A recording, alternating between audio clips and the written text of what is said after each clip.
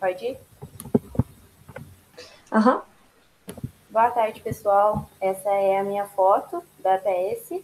E essa foto ela foi retirada no município de Cruzília, com essa forrageira, que é a braquiária. E essa braquiária, na fazenda do meu avô, ela é utilizada para cria, recria e engorda dos bovinos. Pode passar. Então, gente, essa é a minha foto que eu tirei no município de Madre de Deus de Minas, na propriedade que eu visitei para tirar algumas fotos para colocar nesse trabalho aqui. O título do nosso artigo é a adequação da silagem de milho para o uso em propriedades leiteiras e familiares. E a minha dupla sou eu e a Karine. Aqui nesse primeiro slide, podemos ver algumas máquinas que são utilizadas no plantio de milho e na manutenção que precisa ser realizada, como a colocação de calcário, a aplicação de defensivos agrícolas, e essa primeira imagem é uma área onde irá ocorrer um plantio de milho. Para a gente introduzir o trabalho, eu gostaria de explicar um pouco o que é a silagem. A silagem é a forragem verde conservada por meio de um processo de fermentação anaeróbica e que são armazenadas em silos e podem ser utilizadas na época da seca para alimentação do gado. Aqui a gente pode ver um processo de ensilagem. O que seria a ensilagem? É o processo de cortar a forragem, colocá-la em um silo, compactá-la e vedar, para que a silagem possa estar em bom uso quando for necessário. Quando a silagem é bem feita, o valor nutritivo dela é semelhante ao da forragem verde. E, ao contrário do que muitos pensam, o silo, a silagem, ela não aumenta o valor nutritivo da forragem, ela apenas mantém o original. Sendo assim, para ter uma silagem boa, é necessário ter um plantio bom, uma colheita boa, uma lavoura bem manejada, para que a silagem que vai ser utilizada posteriormente para alimentação do gado seja de boa qualidade. Então, uma cultura de uma silagem mal cuidada, de uma lavoura mal cuidada, ela não vai gerar valor nutritivo adequado para os animais. Aqui é a silagem já depois de compactada, pronta para o consumo.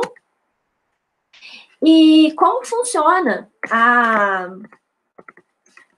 compactação?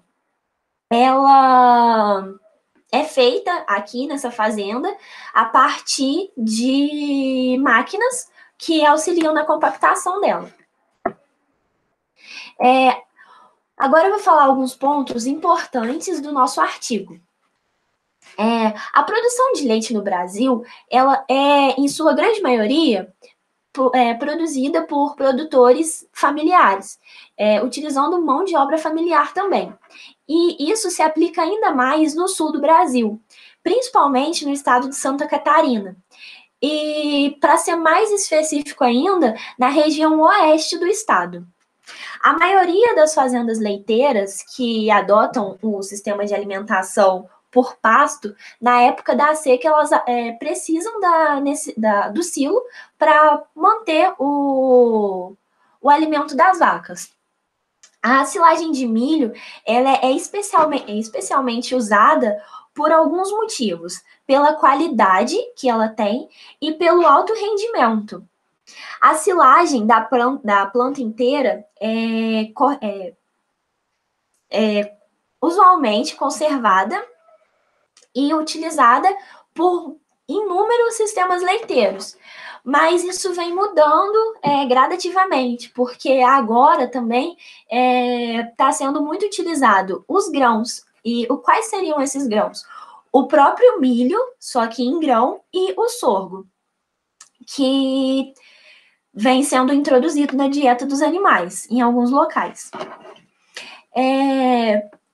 O que é muito importante ressaltar, que mesmo que ocorra pequenos erros na silagem de milho, eles podem causar danos irreparáveis na produção da fazenda, porque se ocorrer uma má fermentação da silagem de milho, ela pode estar trazendo prejuízo leiteiro para o leite, né, para a produção leiteira, como também para os próprios animais.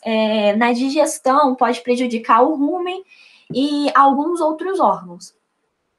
É muito importante frisar a qualidade final da silagem. Ela vem com o intuito de permanecer a qualidade nutritiva dos animais durante a época da seca. E características como o tamanho da partícula da silagem podem afetar na qualidade final, trazendo prejuízo para as vacas. Aqui, nós trouxemos um mapa para mostrar a microrregião que foi utilizada. O estado é Santa Catarina e foram coletadas amostras de silagem de 35 fazendas leiteiras no oeste de Santa Catarina. E as cidades que foram utilizadas como base de análise foram Bom Jesus, Chapecó, Ouro Verde, Ipumirim, Itapiringa e Xanxerém. Como foi realizada a coleta de dados para o artigo? De início, foi passado um questionário. E o que tinha presente nesse questionário? Eles queriam saber tudo sobre a silagem, como a área que a silagem ia ser destinada, se era para gado de leite, gado de corte, se o milho híbrido utilizado para fazer a silagem era conhecido, se era um grão de qualidade, qual era o critério que a fazenda utilizava para a colheita. Além disso, eles olharam também a regulagem das máquinas e das facas dos equipamentos que são utilizados na hora da colheita. Perguntaram também qual era o tipo de silo que era usado, até mesmo o tipo da lona e a forma da compactação que era realizado naquele local. As amostras, elas foram coletadas de 3 diferentes pontos do silo. Foi coletada 10 centímetros abaixo da borda da lona, que seria a borda do silo, no centro do silo, e 10 centímetros acima do solo do silo, para analisar a situação dos diferentes pontos da silagem. Então, foi assim, em seguida, o topo do silo, o centro do silo e o assoalho do silo. O material de análise foi coletado, colocado em sacos individuais, colocados em caixas térmicas para manter a temperatura que eles estavam sendo conservados e não sofrer alterações na hora da análise, e em seguida foram encaminhadas para um laboratório para serem analisadas.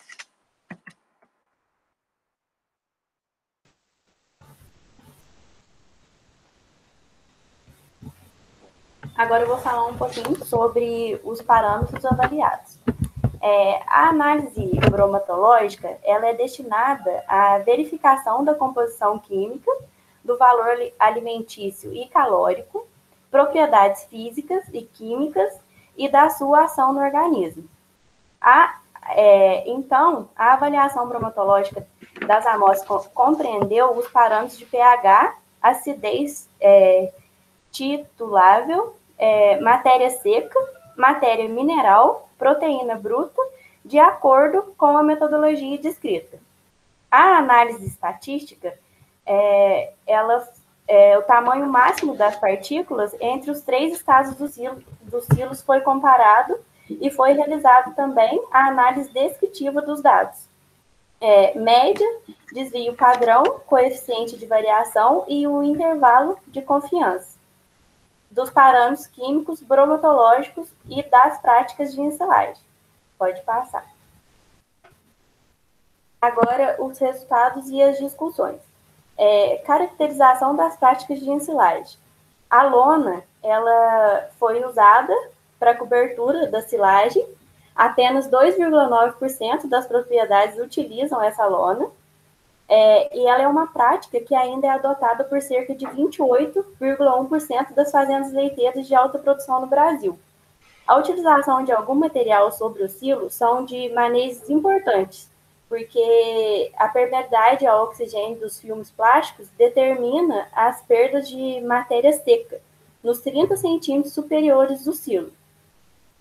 Outra consideração interessante é a relação ao tipo de silo, sendo a adoção majoritária de silos tipo trincheira, o qual é associado a uma melhor compactação em relação a silos de superfície, o que contribui para a expulsão do oxigênio e menor perda da matéria seca. Em 83% das propriedades, a espessura da fatia da silagem retirada diariamente é inferior a 15 centímetros. Essa fatia ela deve ser de, no mínimo, 15 a 30 centímetros de espessura e em locais com clima quente e úmido. É sugerida a retirada de pelo menos 45 centímetros. Teve um autor que disse que a desensilagem de camadas inferiores a 15 centímetros, ela pode promover perdas de até 11% da matéria seca após a abertura do silo. Pode passar. Agora, nesse vídeo, está mostrando um silo de trincheira e essa máquina, ela está fazendo a mistura e vai realizar a remoção da silagem para alimentar os animais. Pode passar. Agora, a qualidade física da silagem. Nessa tabela, está mostrando, com base nas análises das amostras coletadas, foi possível observar que o tamanho médio de partículas de silagem de milho das propriedades familiares é, em média, 11,38 milímetros. Em termos, tamanho máximo das partículas de silagem de milho. Os principais fatores que podem alterar essa medida são o teor da matéria seca da planta, o genótipo da planta, o uso do quebrador de grãos, a afiação e distância entre as facas, além da velocidade do trabalho também. Em termos de matéria seca, se o teor for acima de 35%, o corte e a picagem tornam-se mais difíceis, pois as plantas mais velhas possuem fibras mais resistentes e dificulta a manutenção e o padrão uniforme do tamanho de partículas. E essas partículas, com tamanho inferior a 20 milímetros, podem aumentar a disponibilidade de carboidratos solúveis e estimular a proliferação de bactérias. Em contrapartida, as partículas longas, que é acima de 20 milímetros, dificultam a compactação da massa ensilada e expulsão do oxigênio presente. Logo, a condição anaeróbica necessária para a fermentação é retardada. Pode passar. Agora, nesse slide, a qualidade bromatológica da silagem, a partir dos resultados de análise, foi possível concluir que o pH médio da silagem está adequado, dentro dos limiares que sugerem as boas condições de fermentação, que é entre 3, 8 e 4,2. Foi observado também uma ampla variação na acidez titulável nas diferentes amostras analisadas. Esse resultado pode ter sido decorrente da maior disponibilidade de amido para os micro-organismos transformarem em ácidos orgânicos. Pode passar. A gente concluiu, né, com o artigo que as propriedades familiares do oeste de Santa Catarina produzem silagem de milho com padrões físicos bromatológicos adequados para a alimentação dos bovinos de leite. Pode passar. Alguém tem alguma dúvida? Pode perguntar e muito obrigada. Obrigada, gente. Marina,